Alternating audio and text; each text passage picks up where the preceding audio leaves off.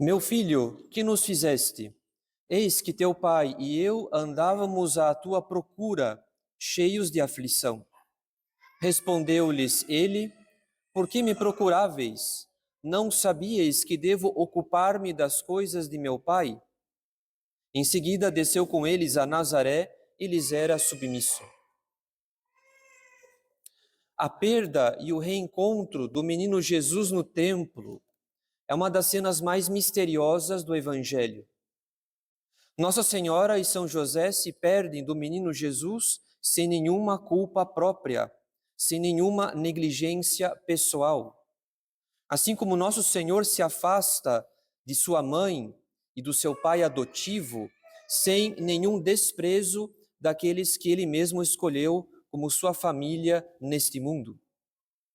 Porém, mais admirável que a procura perseverante de Nossa Senhora, mais admirável que o silêncio heróico de Nossa Senhora durante os 3 dias de procura. Enfim, mais admirável que as virtudes de Nossa Senhora durante os 3 dias de procura é a afirmação do evangelista depois que Nosso Senhor foi reencontrado no templo. O evangelista diz: desceu com eles a Nazaré, e lhes era submisso. Consideremos bem essas palavras. Nosso Senhor era submisso a Maria e a José. São Bernardo de Claraval, comentando essa cena do Evangelho, exclama, cheio de admiração: quem era submisso? A quem era submisso? Deus se fez submisso a criaturas. Deus se fez submisso àquele a quem os próprios anjos se submetem, a quem os principados e as potestades obedecem. Nosso Senhor se fez submisso a Maria, e não somente a Maria, mas também a José, por causa de Maria. De fato, caros fiéis, diante da submissão admirável do próprio Deus a uma criatura, ele que elegeu para ser sua mãe, e da sua submissão a São José como esposo de Maria Santíssima e seu pai adotivo, nós não sabemos o que é mais impressionante nesse mistério. Se é a submissão de Deus às criaturas, ou se é a dignidade altíssima a qual o próprio Deus elevou 2 criaturas, a ponto de eles obedecerem tudo, como se não soubesse nada, como se dependesse da sabedoria e da prudência de 2 criaturas para dirigir os próprios passos. Nós sabemos que Nosso Senhor obedece aos seus pais e, mais que isso, ele se submete a Maria, Maria Santíssima, na qualidade de filho natural, pelo mistério da encarnação, fazendo-se homem no ventre de Nossa Senhora, fazendo-se semelhante a nós em tudo, desde a gestação e durante toda a sua santa infância. Enfim, nós sabemos que Nosso Senhor pratica essa obediência e essa humildade tão admiráveis por causa do nosso pecado. Pois, como diz São Paulo, assim como pela desobediência de um só homem foram todos constituídos pecadores, assim, pela obediência de um só, todos se tornarão justos. Em outras palavras, caros fiéis, se o pecado entrou no mundo pela desobediência de Adão, a salvação entrou no mundo pela obediência do novo Adão, nosso Senhor, que se fez obediente até a morte e morte de cruz. Não obstante, além do Verbo encarnado, que repara a nossa desobediência pela sua obediência tão admirável a Maria e a José, obediência essa que constrange o nosso orgulho e a nossa vaidade. Além do Verbo encarnado, nós devemos considerar em seguida a obediência de Nossa Senhora a São José. Não nos esqueçamos, caros fiéis, que Nossa Senhora foi cumulada de graça desde a sua concepção. Ela foi concebida sem pecado original. Ela jamais cometeu nenhum pecado pessoal. O demônio nunca teve parte alguma em sua alma e em seu corpo. E a graça não cessou de crescer em sua alma. Maria Santíssima avançou na santidade de plenitude em plenitude, pois ela foi constituída como o novo paraíso para o novo Adão. Se o primeiro Adão foi criado num paraíso de delícias, o novo Adão, que é nosso Senhor, foi concebido numa criatura que era um verdadeiro paraíso de graça e de virtude, um jardim fechado, formado para abrigar o mistério da encarnação. E apesar de santidade tão elevada, de santidade tão sublime, mais excelsa, mais elevada que todos os anjos, enfim, apesar de santidade tão elevada, Nossa Senhora foi verdadeiramente submissa a São José, como chefe da Sagrada Família. Essa submissão também merece a nossa admiração, porque a santidade de Nossa Senhora era incomparavelmente superior à santidade de São José. O privilégio da mãe do Verbo encarnado não se compara com a graça de pai adotivo, ainda que São José fosse, em certo sentido, o substituto de Deus Pai nesse mundo, uma imagem visível do amor de Deus Pai. Porém, a santidade de Nossa Senhora supera mesmo os coros angélicos, o que significa que a alma de Nossa Senhora era adornada com uma sabedoria muito mais elevada que São José. Maria Santíssima era a esposa fidelíssima, o templo do Espírito Santo, e por isso mesmo adornada com uma sabedoria muito mais elevada.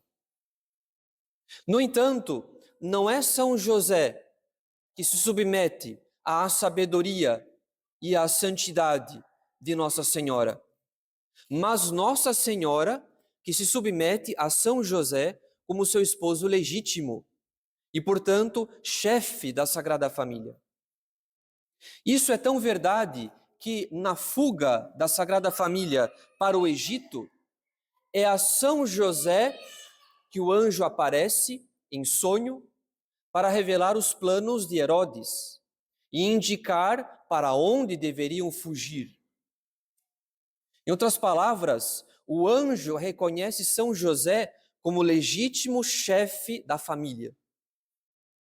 Sendo assim, se um dia o arcanjo Gabriel saudou a Santíssima Virgem no mistério da encarnação, depois de seu matrimônio, um anjo aparece, dessa vez, a São José, como chefe da Sagrada Família. Em outras palavras, o anjo confia a fuga para o Egito à prudência de São José e não à prudência da Santíssima Virgem. Ora, a submissão de Nossa Senhora a São José também é um modelo de humildade e obediência. Não apenas a submissão do Verbo encarnado a Maria e a José. Afinal de contas, a submissão perfeita de Nossa Senhora a São José é outro remédio instituído pela providência contra os efeitos do pecado original, especialmente na vida matrimonial. Nós sabemos que no jardim do Éden, o demônio tentou Eva, não Adão. O demônio preferiu seduzir Eva para que ela depois seduzisse Adão. Isso significa que no pecado de cada um, na desobediência de cada um, de Adão e de Eva, existe uma nuance diferente. Eva não apenas desobedeceu a Deus, ela corrompeu o homem, ela seduziu Adão, apresentando-lhe um pecado sob aparência de bem.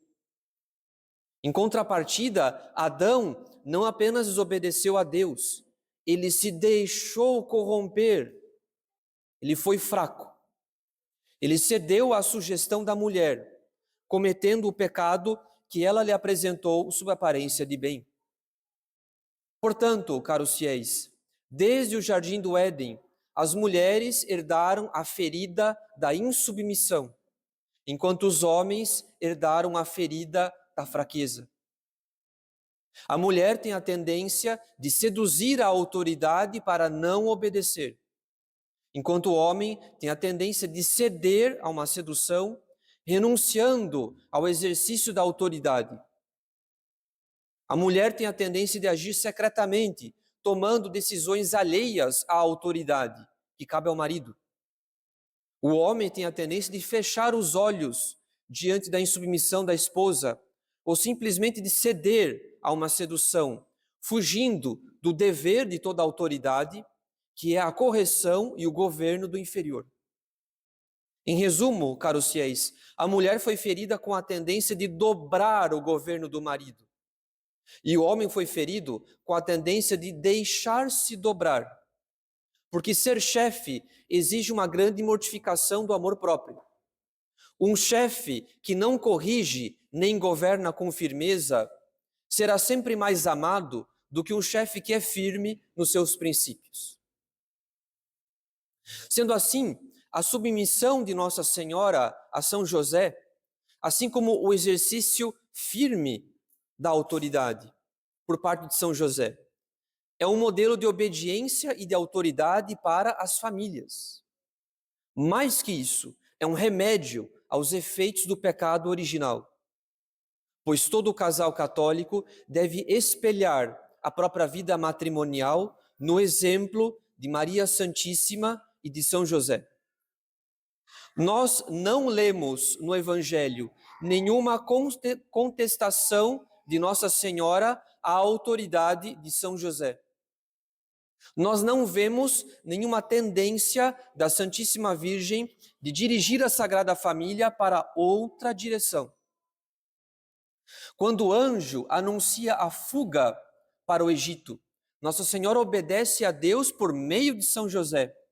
Ou seja, ela reconhece que Deus revela a sua vontade, não a ela, mas a São José. Mais tarde, quando o menino Jesus é reencontrado no templo, Maria e José o encontram juntos. E Nossa Senhora lhe diz: eis que teu pai e eu andávamos à tua procura, cheios de aflição.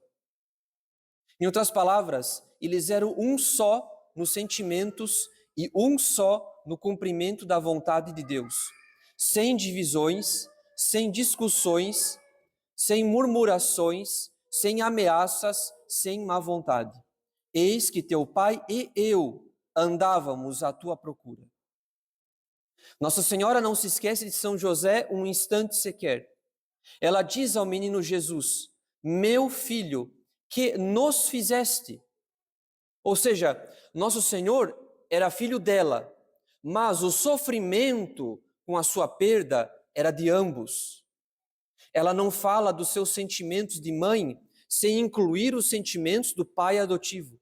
Eles eram um só coração, ainda que houvesse um abismo de distância entre a santidade de Maria e a santidade de José. Isso significa, caros fiéis, que não existe matrimônio católico sem docilidade e obediência por parte da esposa, no que diz respeito ao bem comum do casal. Ou seja, toda vez que o esposo toma uma decisão que diz respeito à família como um todo, a esposa, mas também os filhos, devem se submeter com docilidade à decisão do esposo, porque a sua autoridade vem de Deus, assim como a autoridade de São José vinha do alto. Essa obediência, obviamente, não se aplica para o pecado. Ou seja, nenhuma autoridade humana pode comandar um pecado, pois não é para promover o pecado que Deus investiu o esposo de autoridade na família. Além disso, essa obediência não se aplica quando o marido deixa de governar a família por omissão, por fraqueza, enfim, por desinteresse pelo bem comum. Nesse caso, sem uma direção clara, vinda da autoridade, sem nenhuma direção, vinda da autoridade. É certo que a esposa pode tomar alguma decisão importante, por exemplo, estabelecendo regras na educação dos filhos, porque o próprio marido não toma nenhuma iniciativa e não se importa em corrigir os filhos. Não é a insubmissão que move essa esposa, mas a necessidade. O marido cai na negligência, na omissão, no desinteresse pelo bem comum, nesse caso. Por fim, essa obediência não se aplica quando o marido se serve da sua autoridade para impor seus próprios caprichos, tratando a sua esposa não como companheira, mas como empregada. Nesse caso, quando ele desrespeita a dignidade da sua esposa com ordens humilhantes, ela não está obrigada a obedecer, pois não é para esse fim que nosso Senhor conferiu autoridade ao marido. Pelo contrário, o marido deve ser como Jesus Cristo na casa, pois São Paulo diz: maridos, amai as vossas mulheres, como também Cristo amou a igreja e por ela se entregou a si mesmo. Em outras palavras, se o marido perde a caridade, facilmente ele se perde no exercício da autoridade. Ele não é mais o Cristo na casa. No entanto, toda vez que o esposo toma uma decisão que diz respeito ao bem comum, ou seja, ao bem da família como um todo, a esposa deve obedecer, mesmo que ela não concorde. A obediência não exige a persuasão interna de que o outro tem razão. Exige apenas o reconhecimento de que ele tem autoridade para decidir, para tomar uma decisão. É possível que o marido se engane. É possível que aquela decisão não seja a melhor. É possível que no futuro se perceba que essa decisão não tinha sido a melhor. Porém, o mal maior não é a decisão do esposo. O mal maior é a discórdia entre os esposos. A discórdia entre os esposos produz um dano muito maior do que um eventual erro de prudência por parte do esposo. Essa discórdia produz, pouco a pouco, a rebeldia dos filhos, que crescem assistindo às discussões entre os pais. Essa discórdia produz uma insatisfação crescente no próprio casamento e a tentação do divórcio. Essa discórdia se torna uma ferida aberta, o orgulho ferido.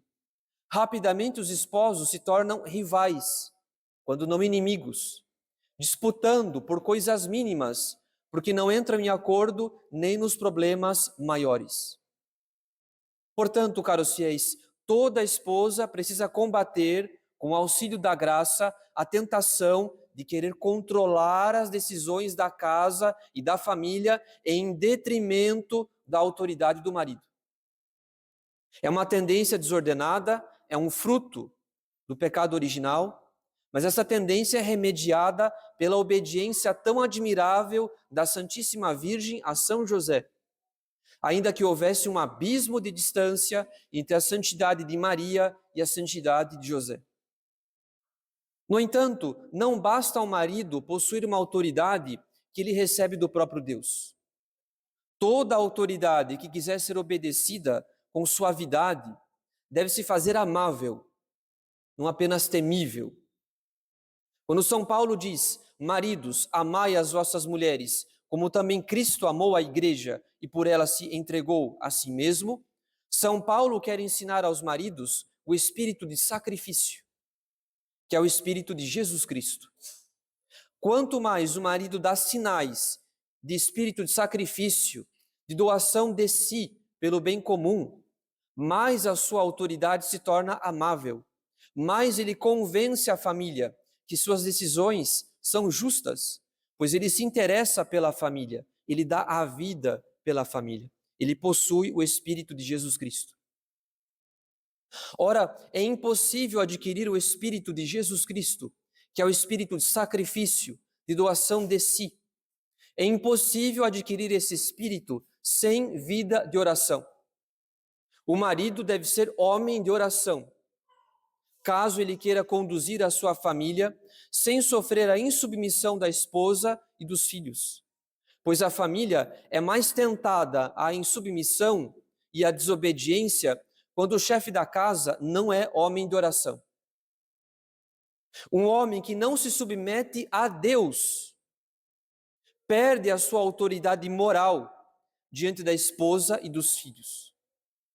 Um homem que não se submete a Deus, que não dobra os joelhos, nem na igreja, e menos ainda na casa, esse homem fica desmoralizado diante da sua esposa e dos seus filhos. Um homem que não se confessa, não inspira confiança. O que é que ele esconde que ele não confessa? Qual é o pecado? Qual é o peso de consciência? Isso não inspira confiança. Um homem que não comunga, não inspira admiração dos seus filhos. Filhos que em algum momento vão receber a primeira comunhão, mas o pai não comunga. Que péssimo exemplo desse pai.